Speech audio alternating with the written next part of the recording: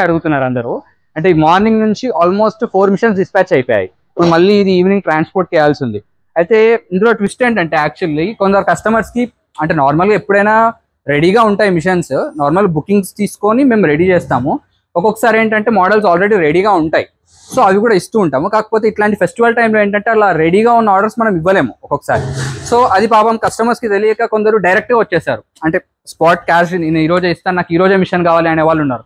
So వాళ్ళని disappoint చేయడం ఇష్టం లేక ఇమీడియట్గా మళ్ళీ స్టాఫ్ని పెంచుకొని సింగిల్ డేలో మళ్ళీ ఇప్పుడు ఈ మిషన్ ఏదైతే ఉందో వాళ్ళు ఈరోజు ఇందాక జస్ట్ 2 hours బ్యాక్ వచ్చారు. అంటే ఇంతకుముందు అడ్వాన్స్ ఏమి ఇచ్చి బుక్ చేసుకోలేదు, సడన్గా వచ్చారు, ఈ రోజే కావాలన్నారు. సో వాళ్ళని మళ్ళీ రిటర్న్ పంపిస్తే బాగుంటుంది అని చెప్పి వాళ్ళకు కూడా మిషన్ రెడీ చేయిస్తున్నాను.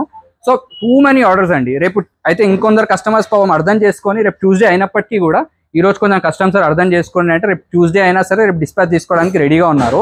రేపు కూడా డిస్పాచెస్ ఉన్నాయి. ఇప్పుడు ఈ వర్క్షాప్లో ఏంటంటే మోస్ట్లీ చిన్న మిషన్స్, చిన్న మోడల్స్ అన్ని చేస్తున్నాము.